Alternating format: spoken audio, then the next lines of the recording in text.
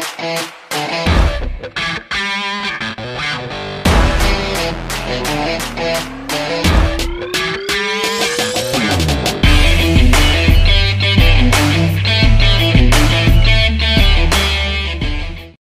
lagi bersama saya Seheza di acara Bincang SMK Kalsel dalam rangka perayaan Hari Pers Nasional tahun 2020, dan di samping saya sudah ada Bapak Kepala Dinas Pendidikan dan Kebudayaan Provinsi Kalimantan Selatan. Halo Bapak, selamat sore. Selamat sore, Assalamualaikum warahmatullahi wabarakatuh.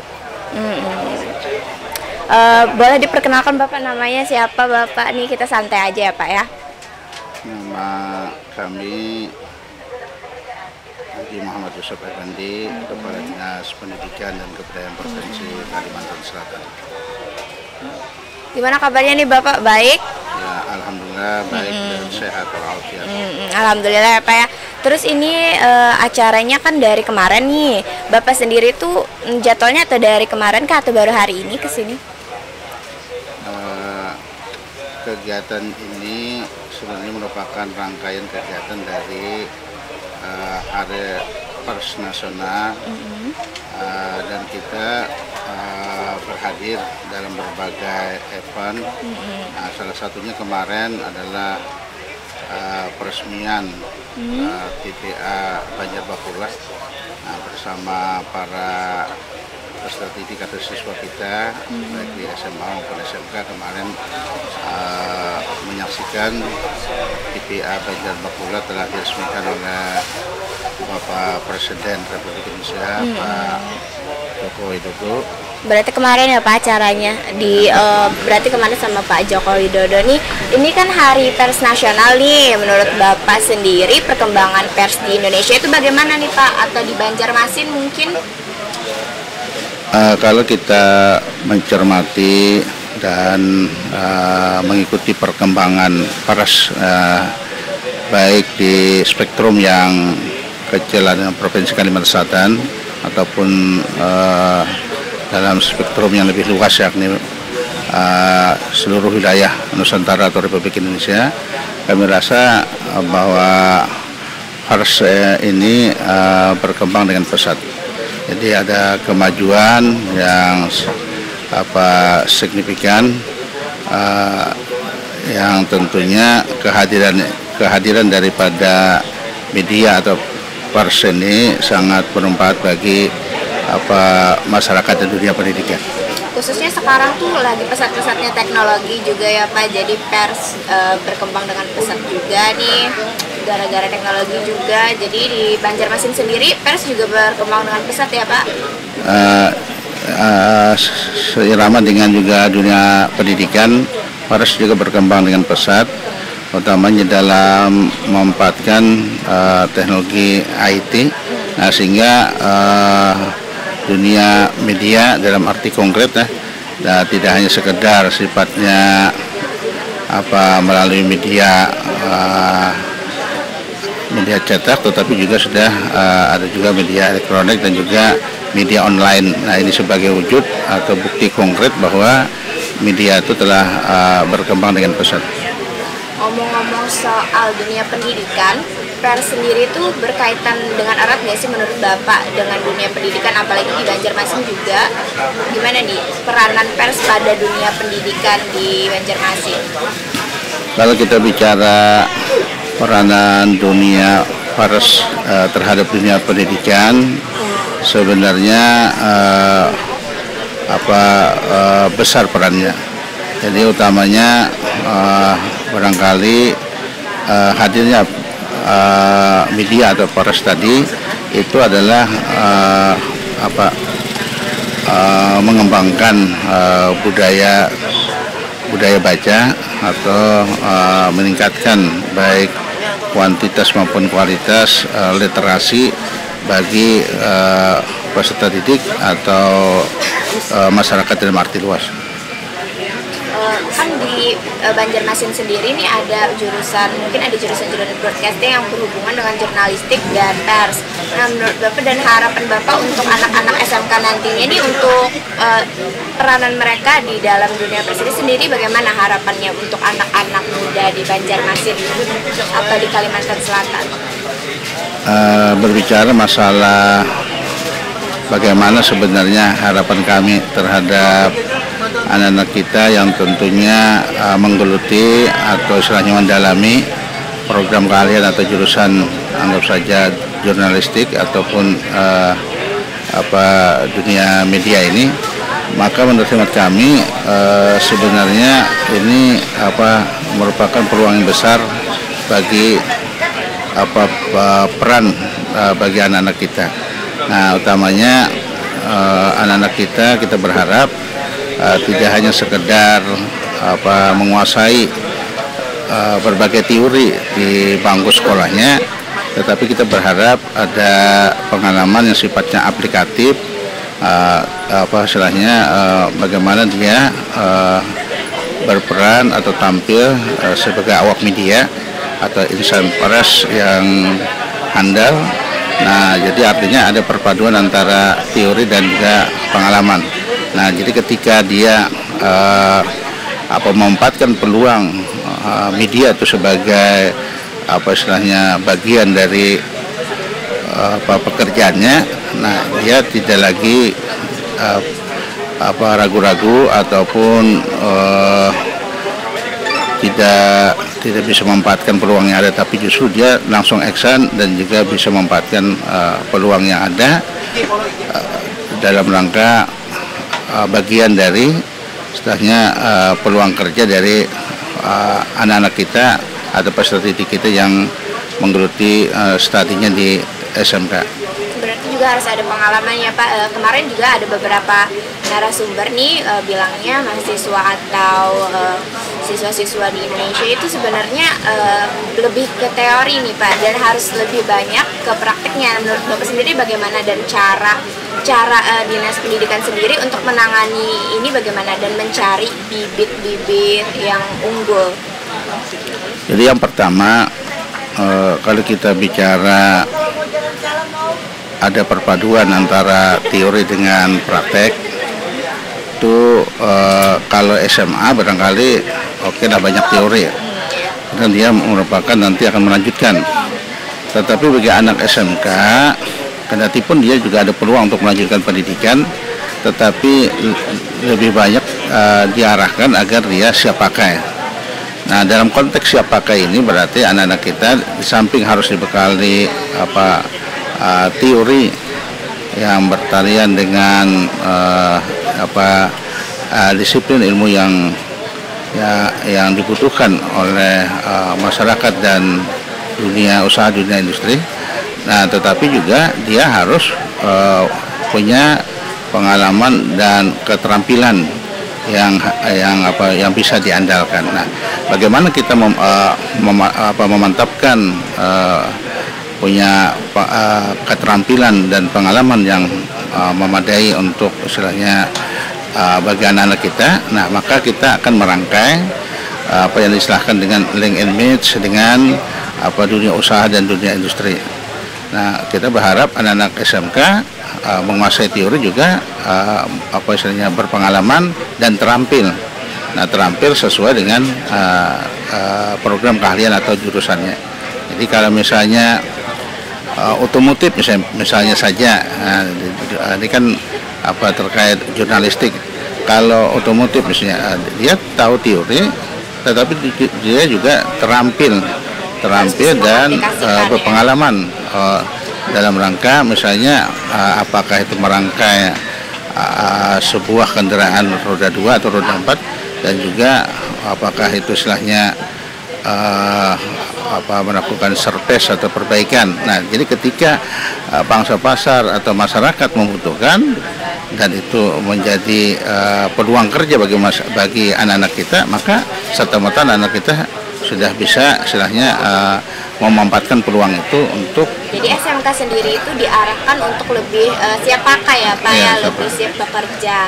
Nah untuk Dinas Pendidikan sendiri itu caranya bagaimana nih Pak untuk cara mengarahkan anak-anak dari SMK itu sendiri untuk siap pakai, itu ada fisika atau misi dari Dinas Pendidikan sendiri itu bagaimana Pak?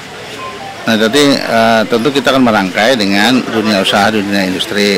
Nah, jadi anak-anak kita biasanya ada berdasarkan kurikulum atau silabi, di samping dia menguasai berbagai teori, maka dia juga ada magang atau istilahnya menggali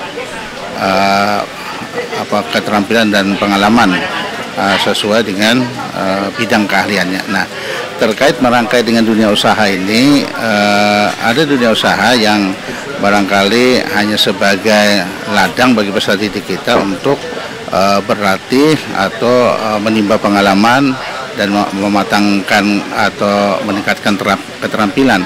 Nah, tetapi ada juga dunia usaha, dunia industri yang merangkainya itu sejak awal.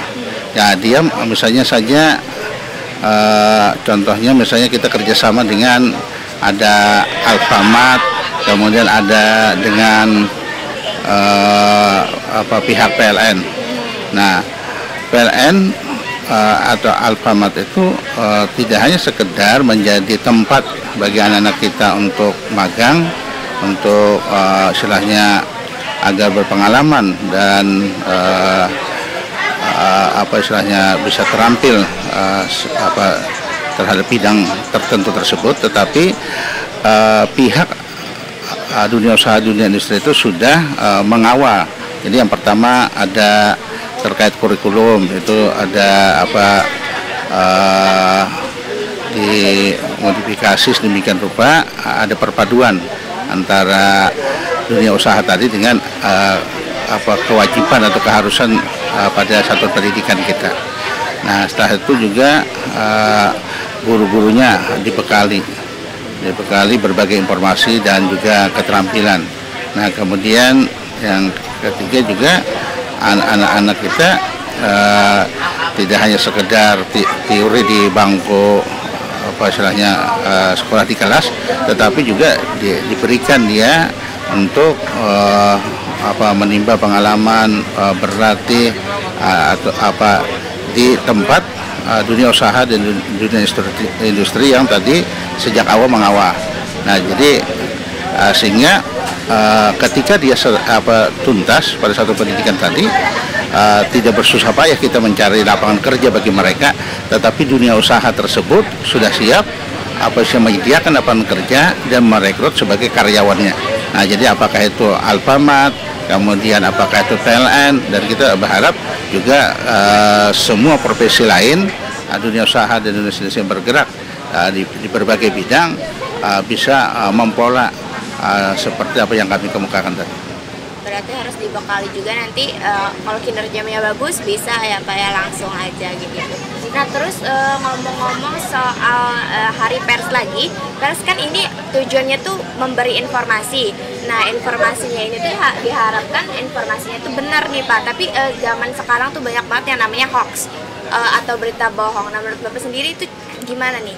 Nah kalau terkait berita bohong atau berita hoax, nah itu memang itu meracuni, jadi meracuni dunia pendidikan. Nah oleh karenanya kita berharap ini ada upaya-upaya yang konkret untuk menangkal agar berbagai informasi hoax yang berkembang itu jangan sampai masuk ke ranah dunia pendidikan. Nah upaya ini tidak mungkin hanya dunia pendidikan yang mengupayakan. Nah, tetapi tentu para jurnalistik, awak media, baik itu media cetak, media elektronik, istilahnya itu berperan. Nah, yang pertama berperan membantu untuk menangkal ataupun istilahnya eliminasi ataupun istilahnya bisa meluruskan berbagai informasi yang sebenarnya tidak benar itu bisa diluruskan oleh para awak media. Nah, kita berharap ada istilahnya tuh berita-berita yang bertanggung jawab. Nah terkait berita hoax ini tidak saja diciptakan orang, tetapi juga tidak menutup kemungkinan ada juga misalnya ada awak media kita misalnya yang memberitakan sesuatu yang tidak berdasarkan fakta dan data, tetapi berdasarkan istilahnya estimate ataupun berdasarkan hanya semata-mata karena ada dorongan seseorang misalnya, sehingga memberitakan sesuai dorongan orang tersebut. Tapi kita berharap janganlah media massa itu, media cetak elektronik itu istilahnya justru istilahnya kembangkan berita hoax, tapi juga menjadi penangka. Kita berharap. Nah, oleh karena itu maka para awak media kita berharap memberitakan sesuatu itu jangan hanya berdasarkan persepsi, berdasarkan hanya anggap saja kalau bahasa ikrimnya pesanan seseorang, tetapi hendaknya adalah membuat berita-berita yang berdasarkan fakta dan dapat dipertanggungjawabkan. Nah, jadi sehingga ada proses pembelajaran bagi masyarakat kita. Kemudian yang kedua, pada sisi dunia pendidikan itu sendiri, bagi peserta didik misalnya, peserta didik ini kan ada berbagai regulasi. Jadi ada Perpres 87, ada Permendikbud nomor 20 tahun 2018, kemudian ada Perda kita nomor 3 tahun 2017 tentang penyelenggaraan pendidikan. Apa yang ingin saya komunikasikan dalam konteks ini adalah bahwa anak-anak kita itu tidak hanya sekedar istilahnya mendalami teori, tetapi atau menguasai ilmu pengetahuan dan teknologi, tetapi juga harus peserta didik kita yang berkarakter.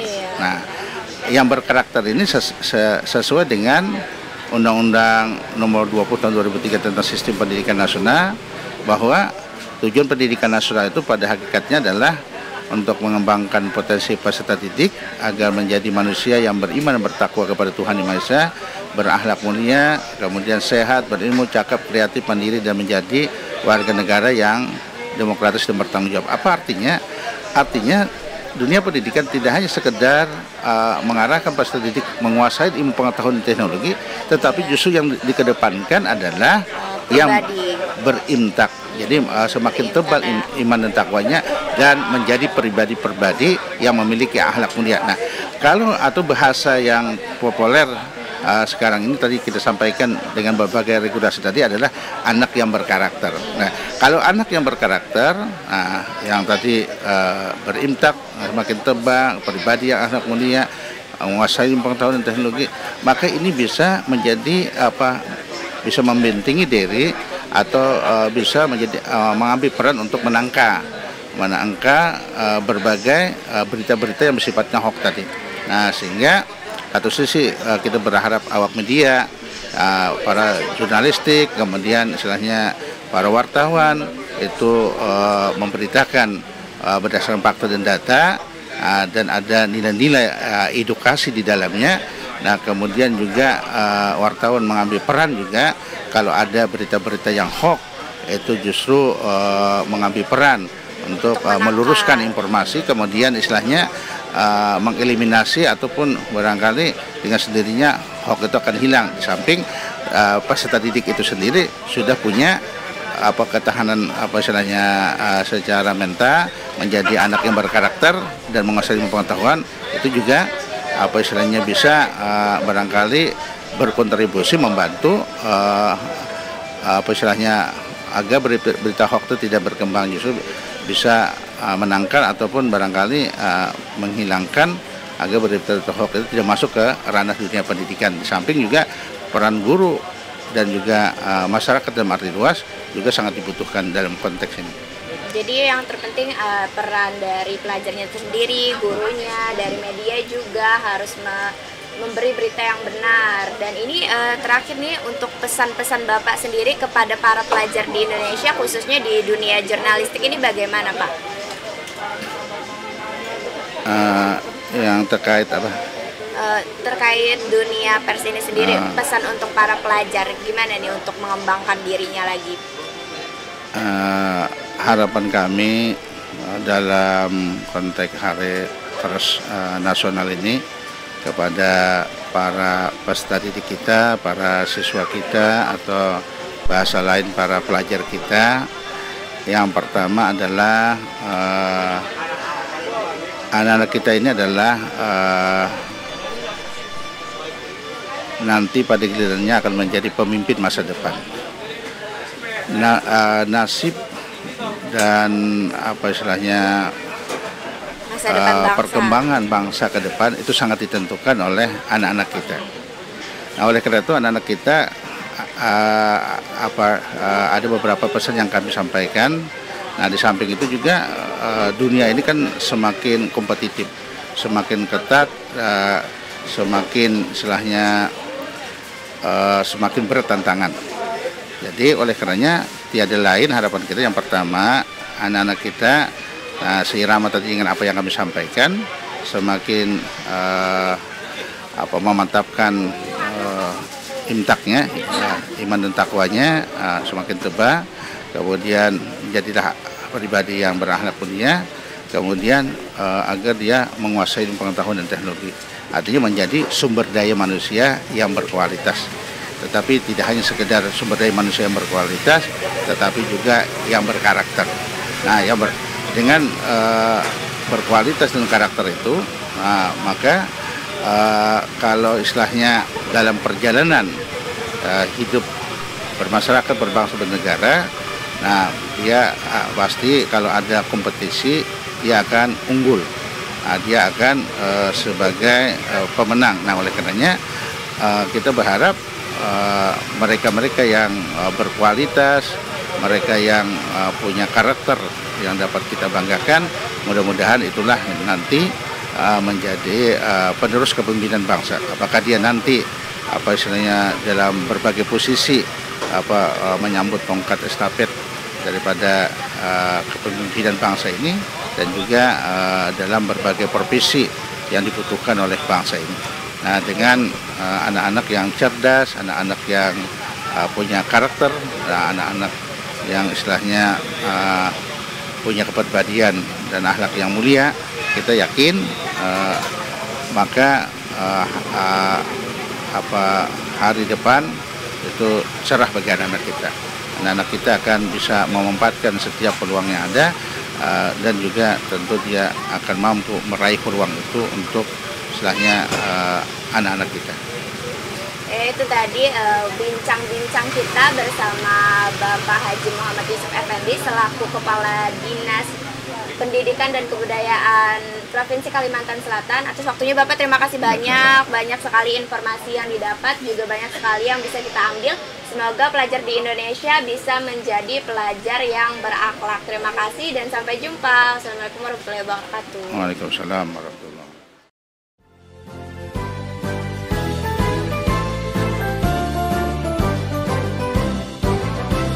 SMK bisa, SMK hebat, bermutu dan berkarakter kuat, berdaya saing dalam bekerja, tampil mandiri penuh cita.